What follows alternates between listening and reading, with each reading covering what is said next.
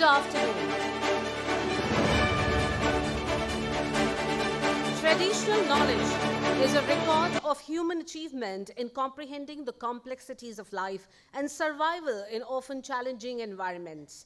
This knowledge, which may be technical, social, organizational, or cultural, was obtained as part of the great human experiment of survival and development.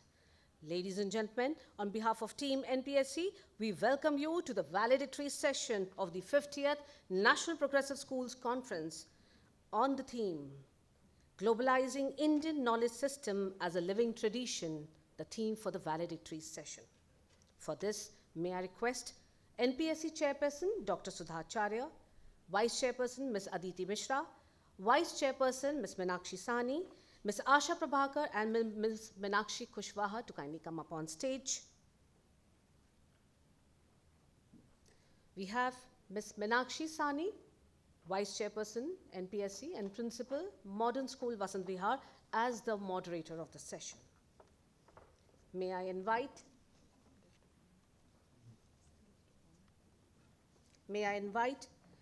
Shri Arif Muhammad Khan ji on the stage, please.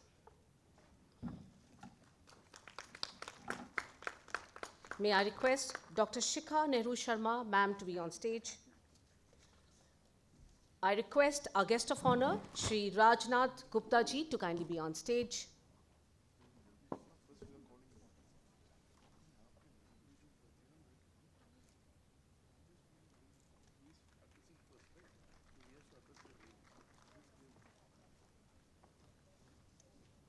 Sir, I request you to be kindly seated.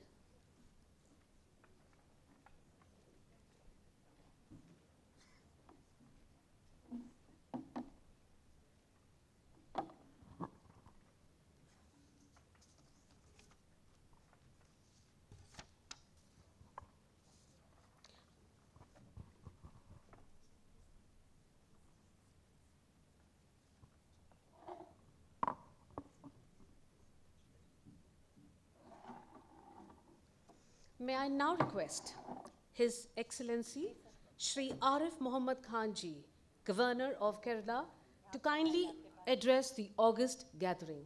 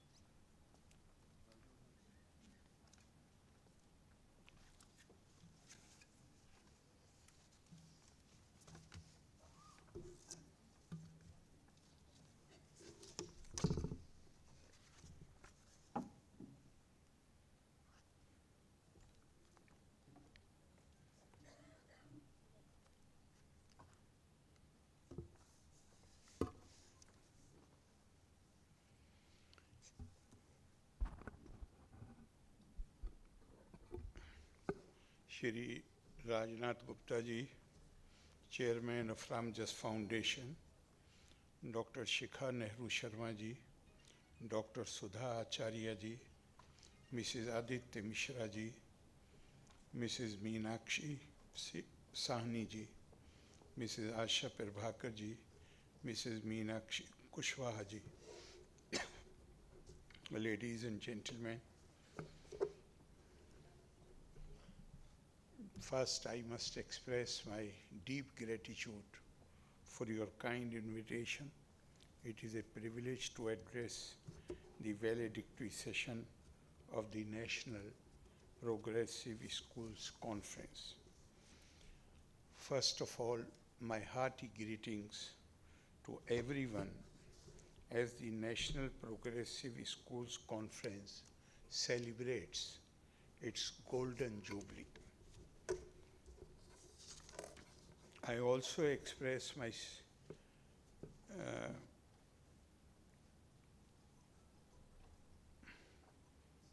I would also like to express my greetings to all the teachers who have come from various parts of the country to attend this conference. I am happy that the NPSC has chosen quality, commitment, and excellence as its motto and has been working towards innovation in pedagogy and assessment and maintaining active involvement in the efforts for policy formulation ever since its inception in 1973. There is a popular saying that the best way to predict future is to create it. There can be no other instrument as powerful as education to create the future, and it requires the involvement of several agencies, innovations, and thinkers to attune its process and progress to the requirements of time.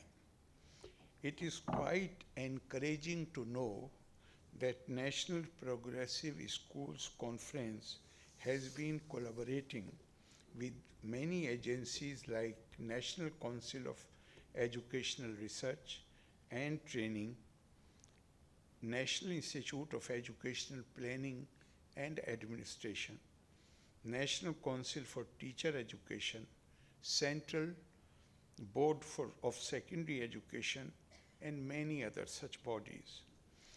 What has caught my attention in the Golden Jubilee celebration is the theme designing human-centric education for a sustainable world. Our ancient cultural tradition views humanness or humanity as the supreme attribute.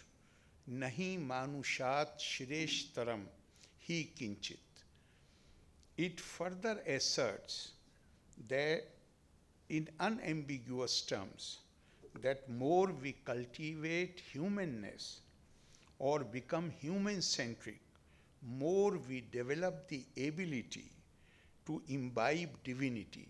Manur bhav janya deviyam janam. As all of us are aware, India is working hard to attain before 2030 the 17 Sustainable Development Goals spelled out by the United Nations. All these goals are interlinked, and success in one goal motivates the success of others. What exactly is sustainable development? Experts define it as development which meets the needs of the present without compromising the ability of future generations to meet their own needs. Education, health, and environment figure among the most significant of our sustainable development goals. Since education is the key To the attainment of any such goal, we need to think of eradicating any inequality in today's education. The gender gap in literacy, for instance, is one such hurdle that places a huge responsibility on all of us to ensure inclusive and equitable quality education and lifelong learning opportunities for all by 2030. We need to have no doubt that without the spread of education among masses and particularly women, there is no way for society to progress. Jan samanyeshu, istrishu, pirsaradate, unnate kaschidu payo nasti. It is not possible without educating our masses and particularly the Matra Shakti. It is not possible for any society to make headway. It has been rightly pointed out that there is no great pillar of strength than a strong, free, and educated woman.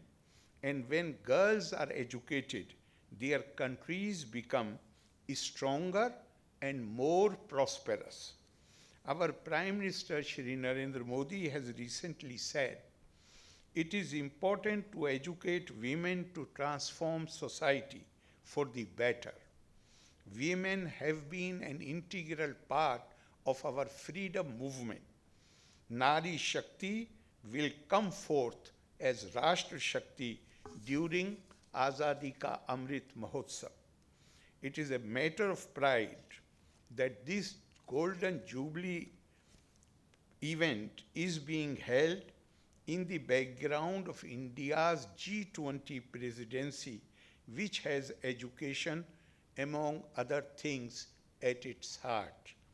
The message of one earth, one family, one future, that is Vasudhaiva Kutumbakam, is not simply India's G20 presidency proclamation, but the expression of our determination to act together to address the major issues of the world, some of which pertain to the areas of health and education.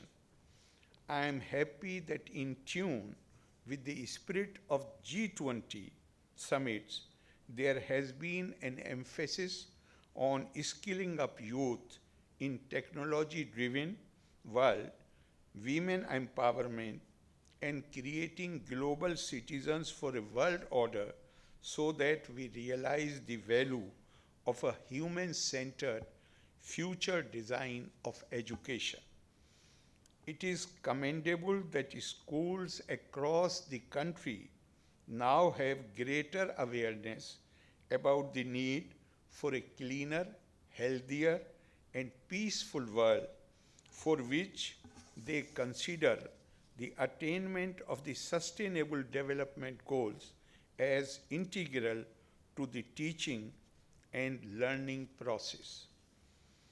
When we say human-centric education, it should not be seen as being limited to the benefit of humans alone. Education needs to nurture a worldview that considers as its aim Lok Sangraha or Lok Kalyan, that is general welfare of all beings. This charges the teachers in our institutions with greater responsibility. Their duty is not merely to give their students knowledge or information, but to train them in character, enable them to discipline themselves. All discipline of knowledge, we know, they are there for the purpose of development of human nature and refinement of human spirit. Atma Sanskritir Vava Shilpani. That is one supreme end which we need to put before ourselves. The highest education is that which does not merely give us information, but helps us to build our capacity to live in harmony with all existence. That has been India's supreme ideal, the integration of personality, which reconciles an individual to his own self, the society, and the Supreme Spirit, Ekatmata. Whatever we study, the knowledge we acquire must be so deeply internalized, Atmasat, that it becomes tejas, so illuminating that it enlightens others. It must become the very part of our being, tejas vina vaditamastu. The education transforms a person into a different being. It is a new kind of being, not your former self, which takes shape when you make conscious efforts for self-improvement, which is the beginning of all improvements. Mata Savitri, Pita Acharya. It must take us different from what we were before we received our education. If it is not done, our education has not really been a successful venture. And that is why our tradition, our cultural tradition, makes it abundant.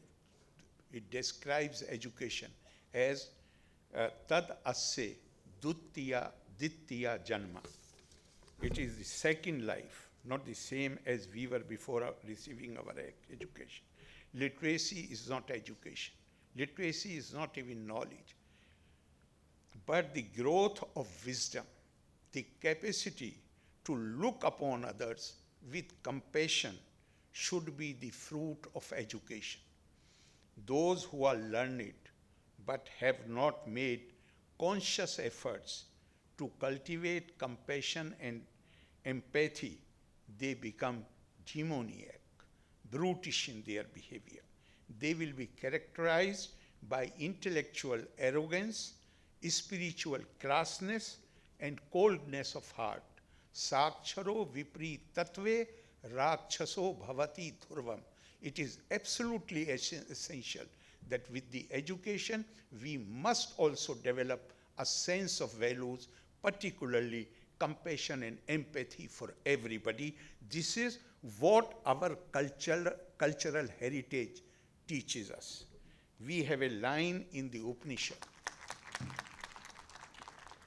We have a line in the Upanishad which says, Shraddhavan labhate jnanam.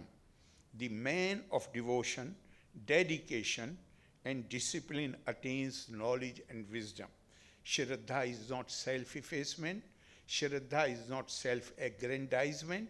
Shraddha is devotion and dedication to the cause which you hold greater than yourself and work ceaselessly to promote it without regard to consequences. And I must say that I was very impressed by the performance of the Birla School children, and it appeared that they really have that sense of Shraddha towards education, the way they compose their song. Swami Vivekananda, he said, what is the purpose of life? The purpose of life, generally people believe that the purpose of life is pursuit of happiness. He said no. Pursuit of happiness cannot be the purpose of life.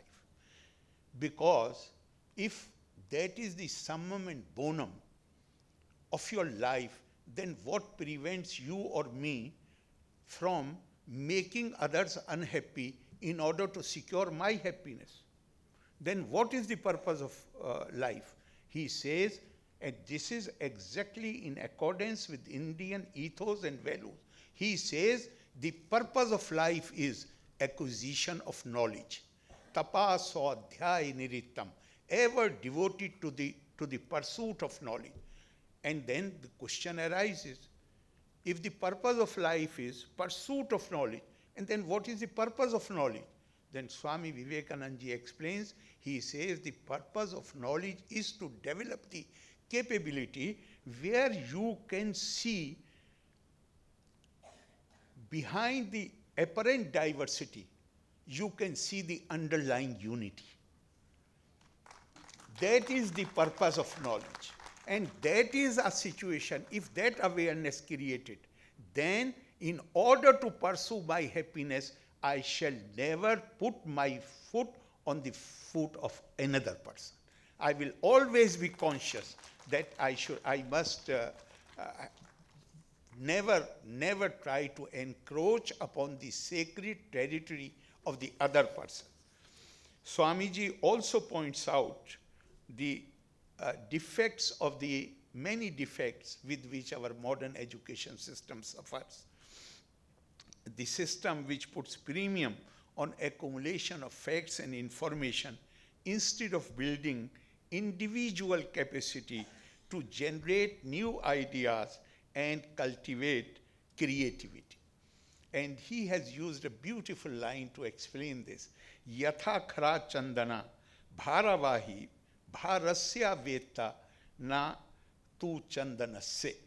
The animal who carries the load of the sandalwood can feel only the weight of the wood, not the value of the sandalwood. So we have a duty to make our students understand the value of the education. Sanskars are equally important. Sanskars are received both from the parents, from the family, and the teachers have to play a great part in that. I must also mention about our new national education policy, that the aim is towards the fulfillment of national interest, that the national education policy has laid down several innovative ideas which are applicable at the school, college, and university levels. The national education policy assures that it seeks to make India a global knowledge superpower by making the youth future ready while focusing on the national values and national goals. I am sure that the schools under the National Progressive Schools Conference would be competing with one another in the implementation of the recommendations of the national education policy. Today, there is greater emphasis on skill-based education and on building life skills like creativity, critical thinking, emotional resilience, to encourage logical decision-making and innovation right from childhood.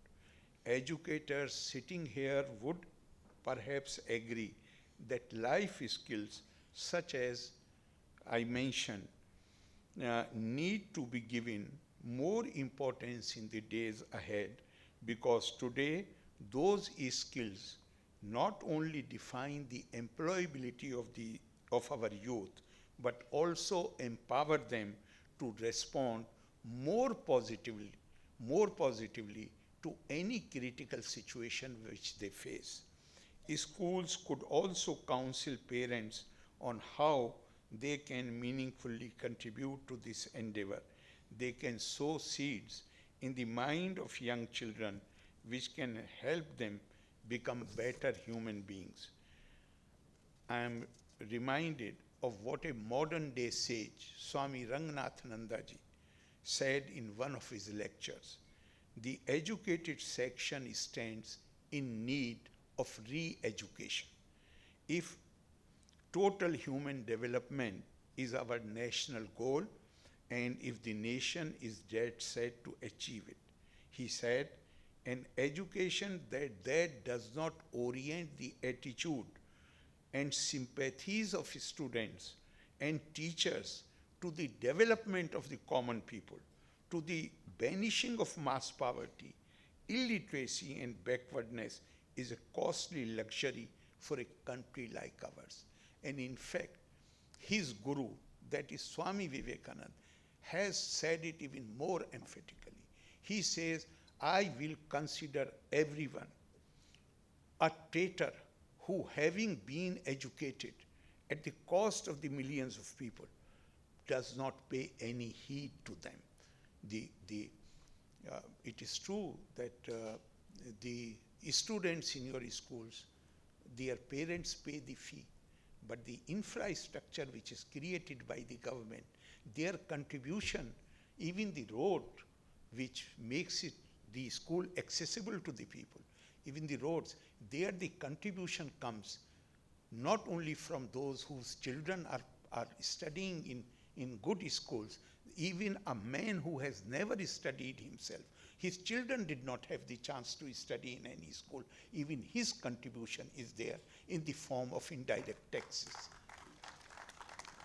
I wish the teachers and administrators under the National Progressive School Conference greater success in their task to prepare the young girls and boys to evolve into responsible and conscientious citizens who are truly prepared to take up to provide the leadership for the future generations. Loka samasta sukhino bhavantu. Thank you very much. Jai Hind.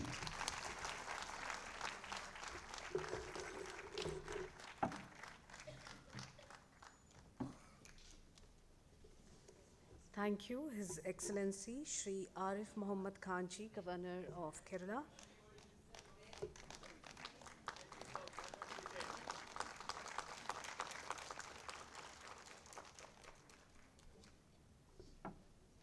May I now request Ms. Meenakshi Sahani, Vice Chairperson, NPSC and Principal, Modern School Vasant Vihar, to kindly take over the session as the moderator.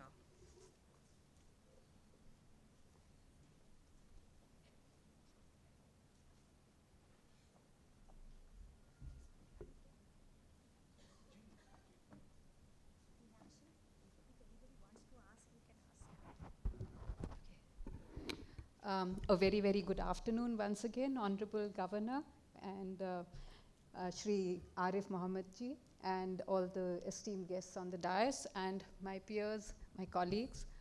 We are very grateful to you, Governor, for having refreshed and reinforced what we are here for. As somebody said, that the future belongs to those who see it. You surely see the larger picture, and it's very important for all of us to be, for this thought to be reinforced to all of us, and to be reminded that we have within us the power, the yarn, the warp, the weave, to create the world that we wish to see ourselves in. So I promise you, Governor, all of us who are sitting here, this entire fraternity and those beyond are truly dedicated and work hard and leave no stone unturned within their ability to make sure that the generations are benefiting from what we bring to the table.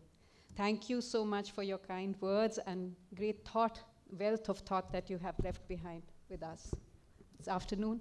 May I request the chairperson to kindly honor the governor, please? And in the meantime, if anybody has a question, please, we'd like to keep it short. You're most welcome.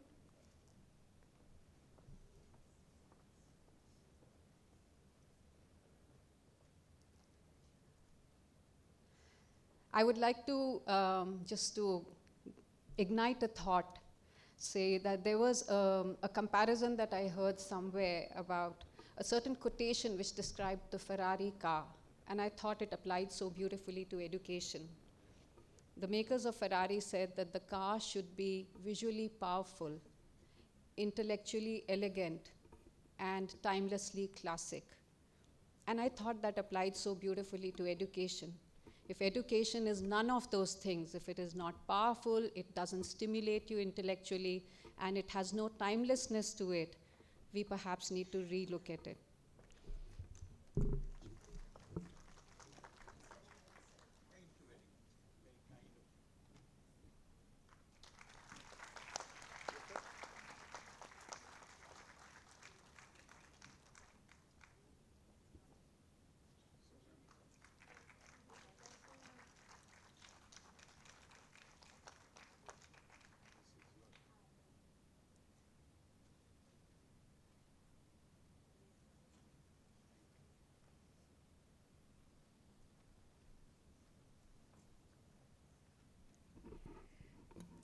To continue into the last leg of this 2-day long wonderful conference, I move on to our next guest panelist here, Dr. Shikha Nehru Sharma. Of course, we all know why she is here. However, before we address her, I would like to, in very brief, share 3 of my observations which have a certain pertinence. For a few moments during the conference, I sat behind, at the far end, and some questions were asked then without a mic. And sitting there, I suddenly realized that the acoustics of this place are so amazing that you didn't really need a mic. And the person was audible right there till the end. And I thought to myself, it needed this experience on my part for me to learn about the acoustics of this place. If I hadn't been sitting there, I wouldn't have known. So experience is paramount. If you don't experience this, I can surely say that your children will not benefit from it. So if you're teaching anything, I guess it's important to experience it for yourself. Number 2, keep it short and simple. I saw those Chhau performers on the stage, and as I looked at them, I found that the movements were so complicated and needed such a huge amount of stability, with so many of us sitting around over here, moving. There was movement, there was disruption, but not for one moment did I see any of the dancers being affected. And it just made me think, what is it that keeps them going while we are here not mindful of any of the disruptions we are causing? And the idea is to cut out the noise. You may see a lot of things happening around you. You may learn a lot, but there's only that much which is relevant. So it's very important for all of us teachers to remember that while we see what we do, we need to cut that noise out and focus on what we really need to do. And last but not the least, I sat next to a colleague here, and I said, she said to me, this dancer I think is better than the previous one. And the teacher in me suddenly leapt up and said, no, but that one had something to him. Now, what does that say or talk of? That's inclusivity for us. We think the DNA imprint of every person is important, and everybody is full of limitless possibilities.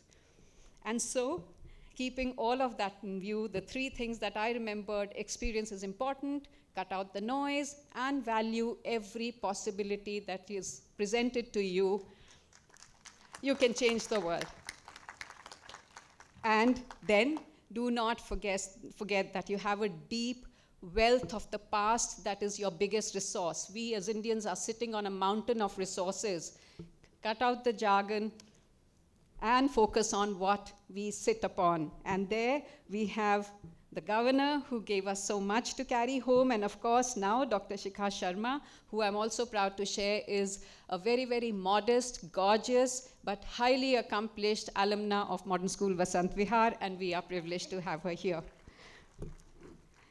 Over to Dr. Shikha Sharma.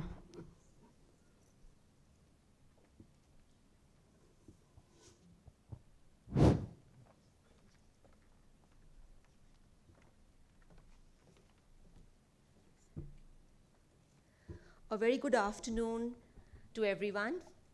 Thank you, sir, for staying on, distinguished gathering on the dais. Thank you for giving me this opportunity to present my views.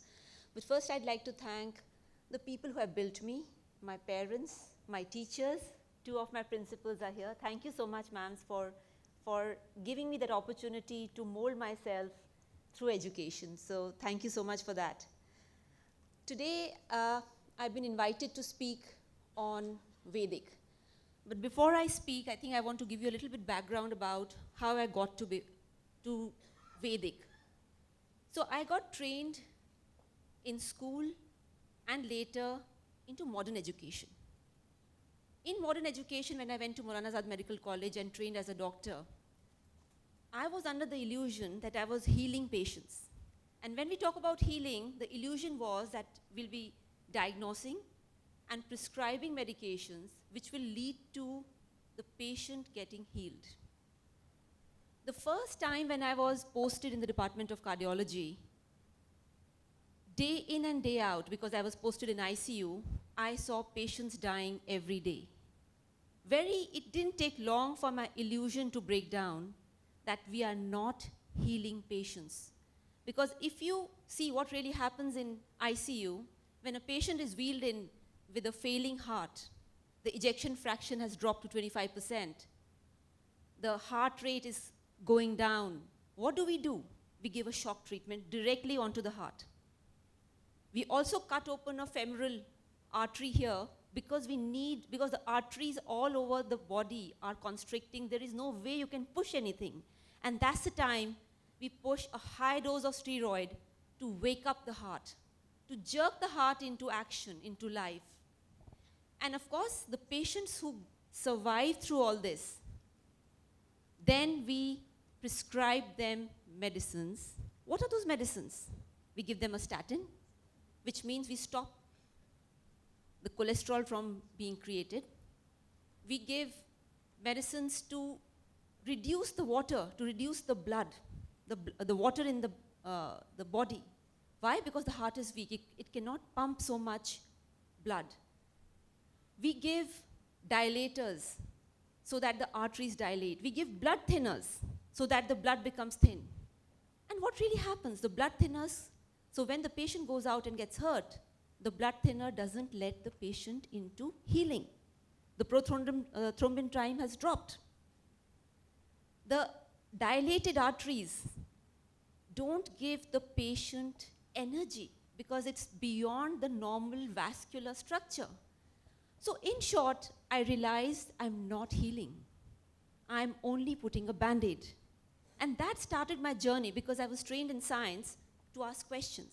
And my questioning mind, my curiosity woke up, and I wondered that if we are not healing, if we are just giving an emergency treatment, which has kind of, now we are doing an emergency treatment at home, and this is not healing, what is healing? And that led me into a journey of questions, a journey of discoveries. Much like The Alchemist, I'm sure a lot of us might have read very, very popular book called The Alchemist. The journey of finding the treasure is what I'm following that journey. So the first thing is I started looking at what is preventive healthcare, what is nutrition, what is stress management, what is exercise. So I picked up one part, which is nutrition. I went into modern nutrition. In modern nutrition, I discovered there are proteins, there are carbs, and there are other things, and there are calories. But when we started applying that theory, some of it worked, a lot of it didn't work. And of course, it's for another time that I'll explain, but the calorie theory is the biggest fallacy of modern times, because it was not created based on medicine or understanding about human body. It was created on steam engines, which have the principle of combustion and not the principle of metabolism. So when I felt disillusioned by the calorie theory, I started moving further. Where do I find? And of course, side by side, because of this lack of anchor, I also started reading about spirituality. So I was reading 3 kinds of books. One was into spirituality. One was physics, because that was my favorite subject in school also.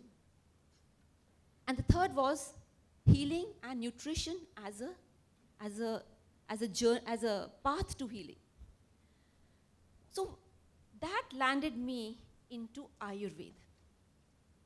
Ayurveda, till that time, I used to think Ayurveda is old science. Ayurveda is a science which is a forgotten science. Ayurveda is a science which is a regressive science.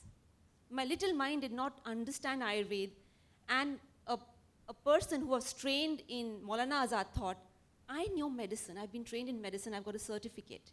So Ayurveda is old science. It is something which you don't follow because it has no scientific validation. The more I went into Ayurveda, it blew my mind. And why? I will give you some instances of how Ayurveda works. So Ayurveda is an Upveda of the larger Vedas. Now let's look at some of the things which Ayurveda talks about. It talks about that we are made of the Panch great energies, the Panch Mahabhutas. Fair enough. So there is air, there is water, there is fire, there is earth, and there is ether, space. in my little understanding, I think ether is that cosmic intelligence which directs the other energies. It's not there, but that's what I interpreted ether as, the cosmic intelligence directing other energies. Now let's look at water. If you look at the human body, it is 2/3 water.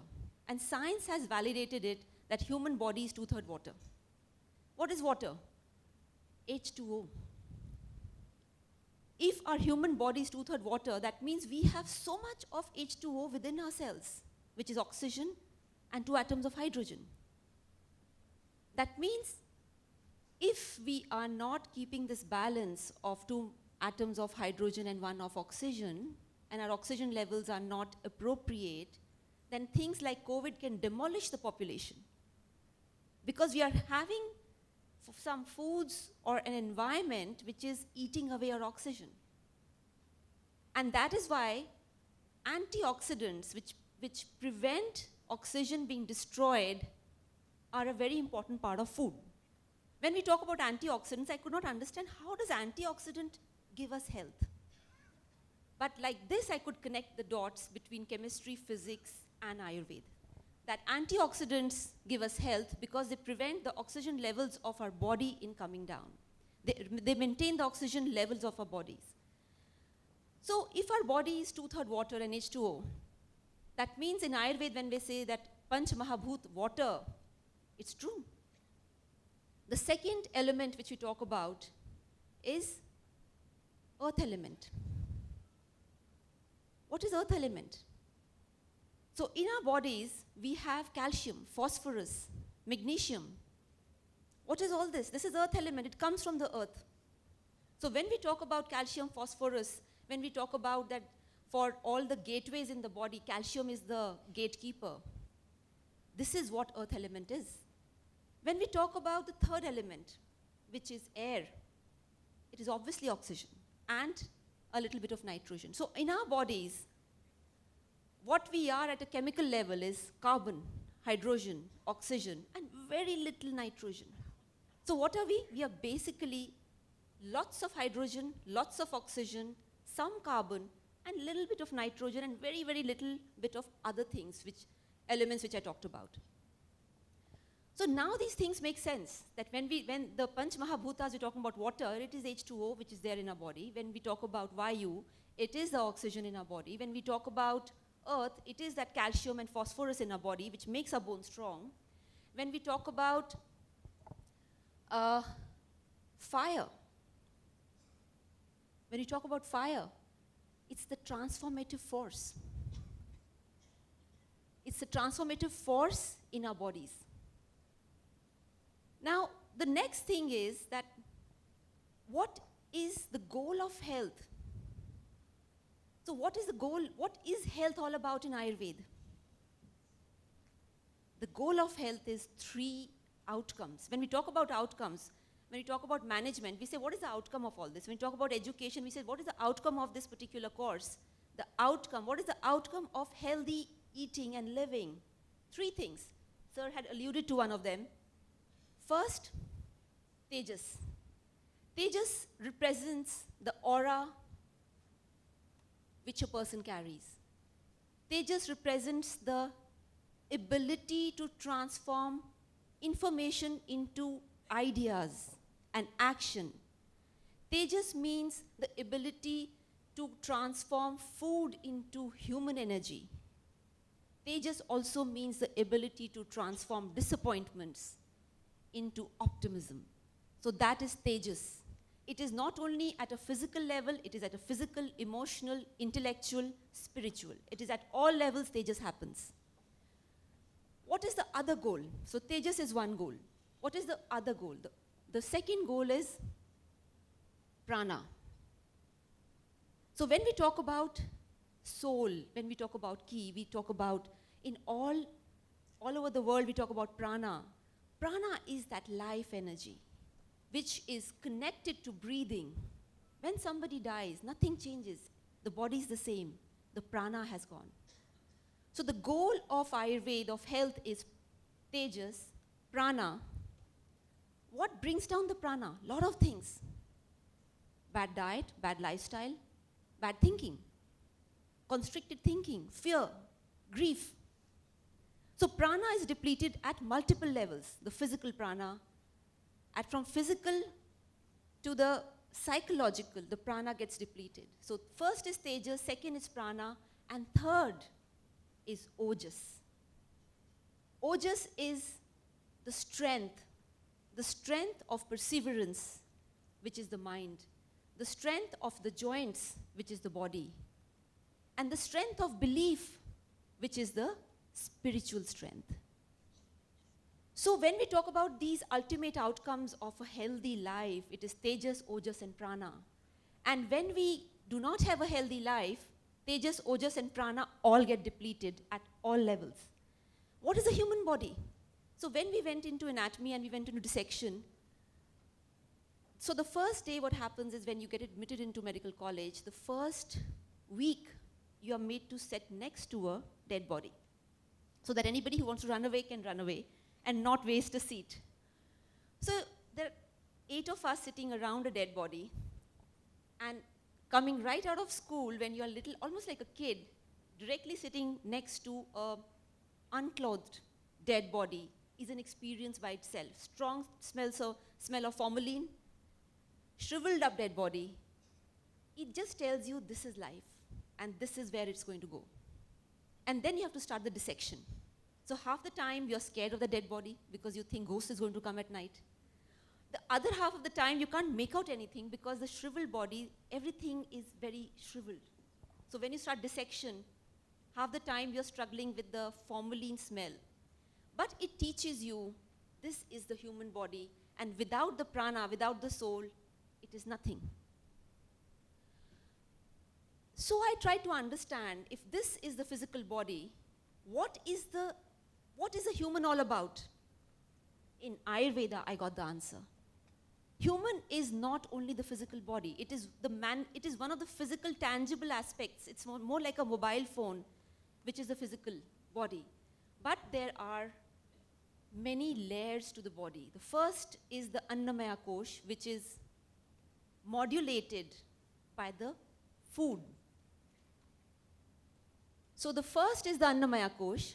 The second is the breath layer, the Pranamaya Kosh, which is breathing, which is charging us, the life energy.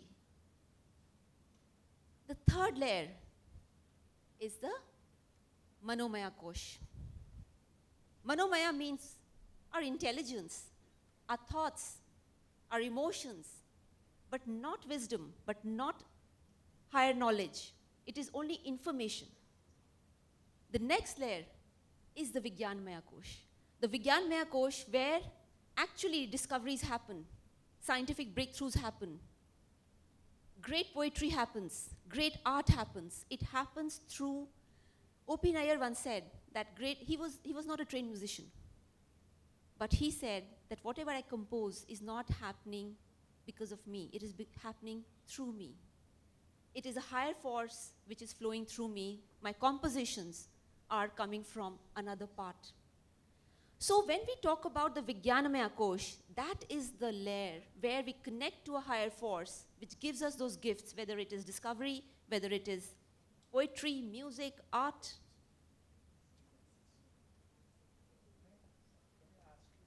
Yes, sir.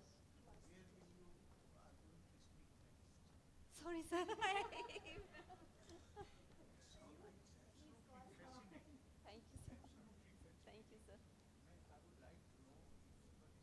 Sir, I'll come and speak specially for you, wherever you invite me. No, you please, sir. No, sir, no problem, sir. Sure, sir. Thank you, sir. Thank you. Thank you, sir.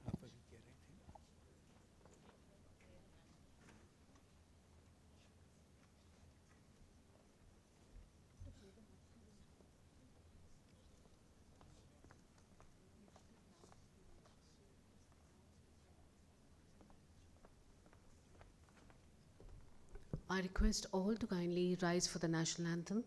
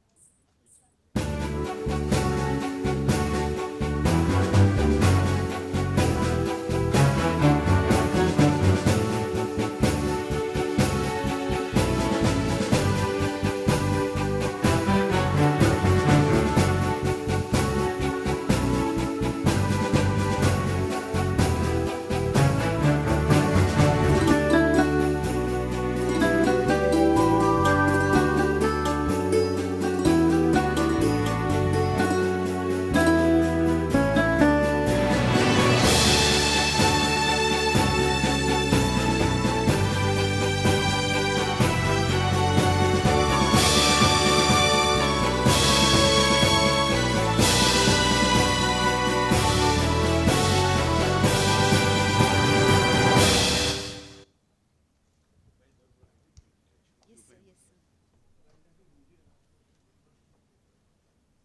Thank you, sir.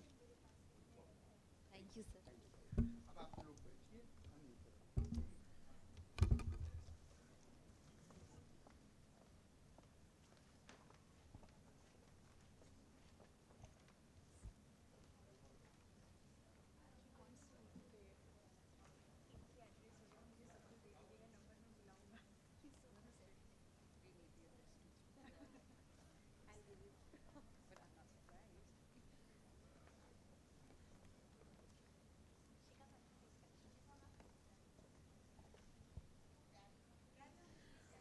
So, yes, so like I was mentioning, that the body has 5 layers. So the physical body we were talking about, and the physical body is called the Annamaya Kosh. The next layer, like I mentioned, is the breath body called the Pranamaya Kosh. The third layer is the Manomaya Kosh, which is the mind and the emotions together. The next layer is the Vijnanamaya Kosh, where all discoveries, all science, and great literature, art comes from. And finally, when the final layer is so thin of the human self, of the human being, that it's almost merging with the higher force, and that thin layer is almost porous. And that is why the ultimate joy of divinity starts flowing through that layer, because it's a porous layer. And that is why it's called the Anandamaya layer. The final layer is the Anandamaya layer. Now, when I read about these 5 layers, suddenly everything made sense, because as a doctor, I could not understand psychosomatic disorders, that how are emotions affecting the body so much that you can actually have the hands getting arthritic without any blood disorder, without any arthritic elements showing up, without any factor showing up. So there is some force, there is something happening in the body which we are not understanding when we are looking at only a physical self. So if suppose in the future the robots were so refined that they almost spoke like humans and behaved like humans and could enact emotions, maybe a time will come when people will think that the robots is all which is there. They will not see the software inside the robot. So when we talk about the software inside the human being, it's called the DNA. And if you really see the DNA, and we keep saying Vasudhaiva Kutumbakam, but at a DNA level, most of our DNA is similar to other mammals and animals and other things. It's only a very small part of the DNA which differentiates us. So actually, we are all interconnected. Because we are made from the same energies, the 5 Panchamahabhutas. Physically, we are made from the same energies. And at a DNA level, we are mostly the same DNA, excepting for some minor differences. And even if you look at the DNA, it's just a combination of few fatty amino acids. Some chains which are just permutation and combining to form messages and coding. So the code is so simple, yet so complicated. Just with few essential carboxylic acid groups, a very, very sophisticated code is made, which is constantly refining itself. So here I want to now touch upon, very quickly, in the ancient times, it was understood that through our food, through our thinking, through our exercise, or whatever we did, yoga, we could live a long, healthy life. Today, the science has come a full circle where we talk about epigenetics, which is that our ability to actually stop diseases and turn the DNA around. Epigenetics has great hope for the future, where it's talking about that DNA is a code, which is nothing but a code which is covered by a sleeve. And when we have a bad diet, bad lifestyle, bad thinking, negative thinking, this sleeve moves and exposes the harmful DNA, which starts coding and sending the messages. And when we have a very positive lifestyle, positive way of thinking, this sleeve covers all those negative DNAs, all those negative messages, and it does not code. That means this movement of the sleeve on the DNA, this movement of the message on the DNA is within our hands. And that is the great future which is for us. Can we have a long life? Yes. So I would just show you some quick videos. The first is we are running online education academy. We are actually trying to educate as many people as possible in the art and science of Vedic nutrition, and there's a short video on Unitas Academy. We'll just quickly show you.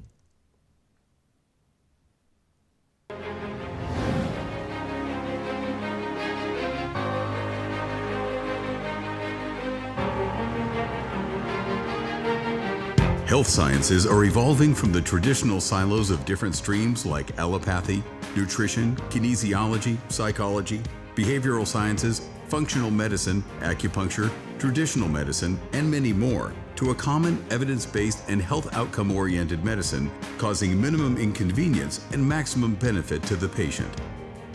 Added to this ethos is the realization that the continuum of care must encompass the entire spectrum, from well-being to critical care, and continue to rehabilitation and restoration. The quality of life of the patient remains central to this philosophy. Unitas Health Academy is an online platform to bring different health sciences under one umbrella and provide upskilling opportunities to health professionals. The courses are designed to be integrated with complementary streams of healthcare to bring a unique amalgamation of healthcare education, keeping the practical aspects of patient care. The online platform allows for global access and ease of participation for the students.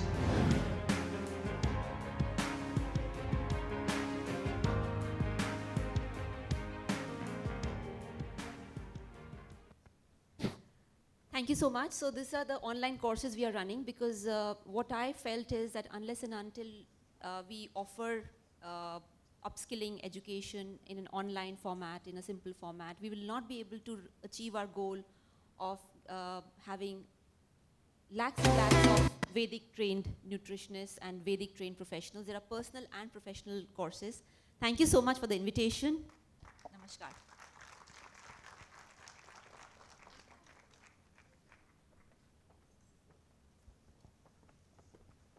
Thank you, ma'am. It's time for felicitations. May I request Ms. Asha Prabhakar, ma'am, to kindly present our souvenir to Dr. Shikha Nehru Sharma, ma'am.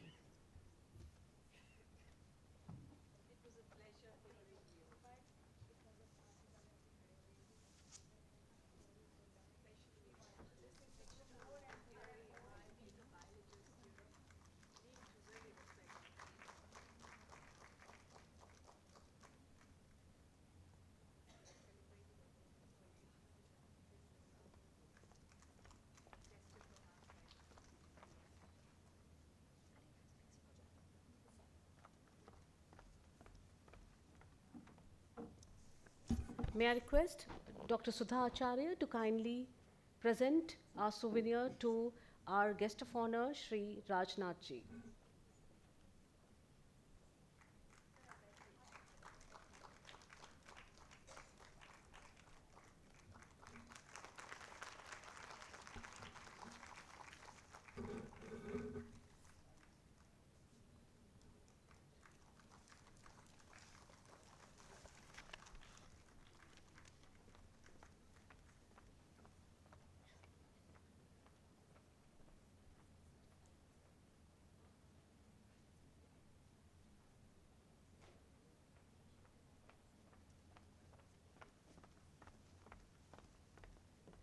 May I now request Ms. Meenakshi Kushwaha, ma'am, to kindly give us the overview of the conference.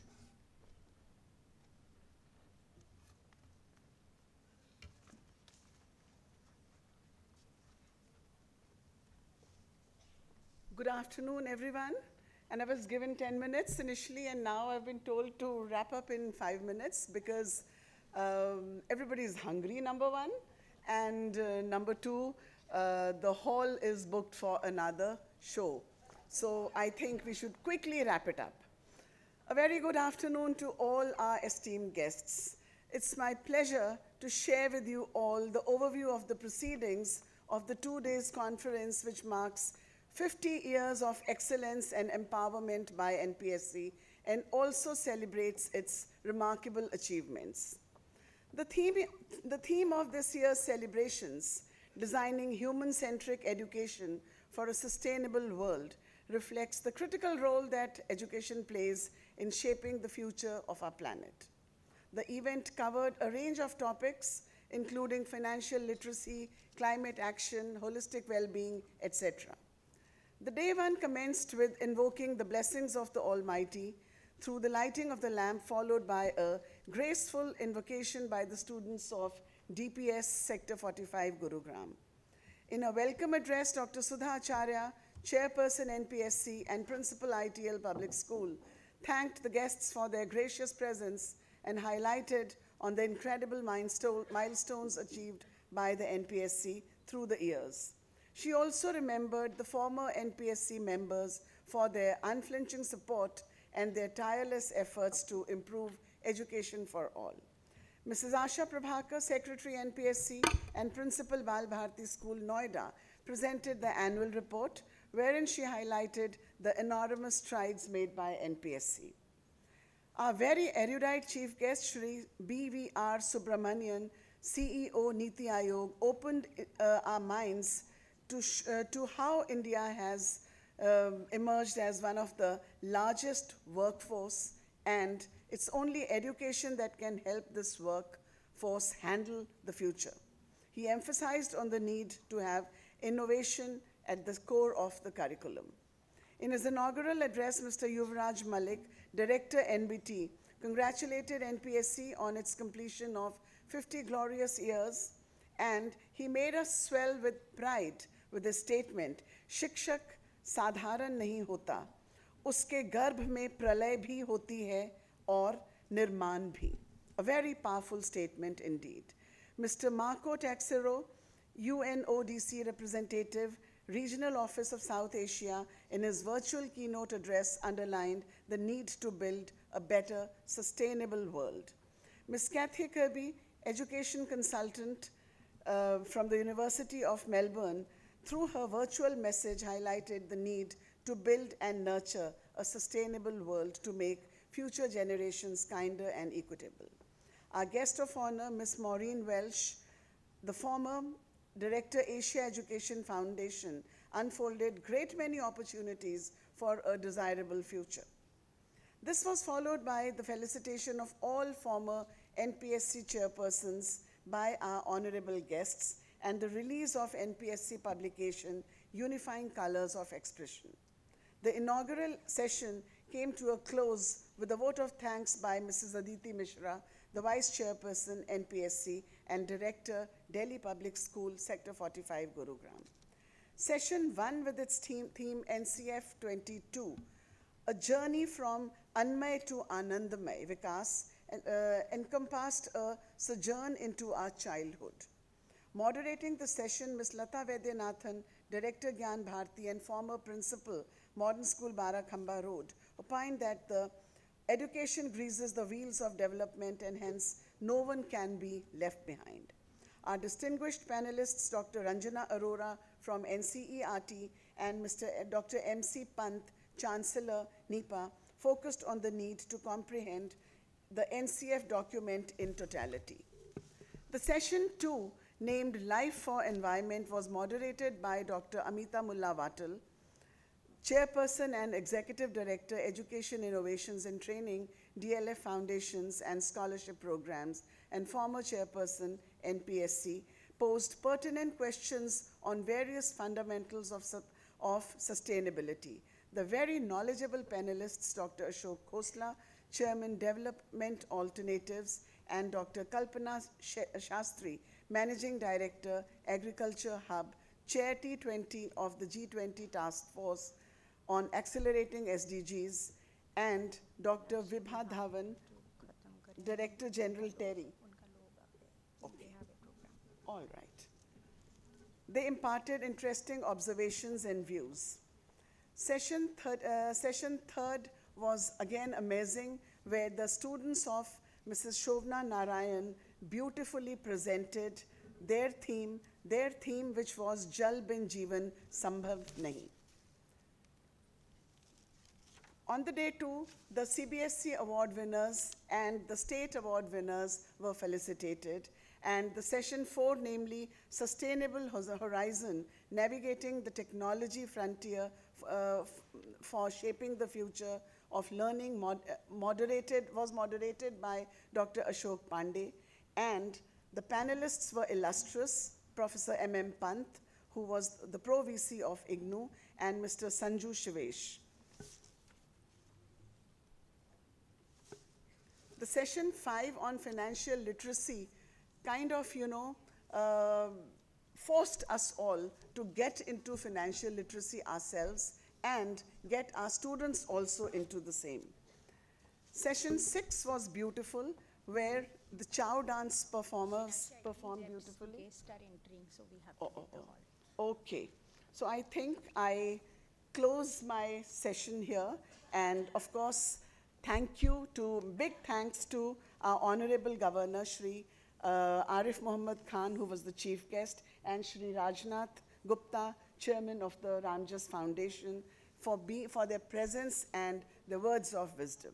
Thank you so much.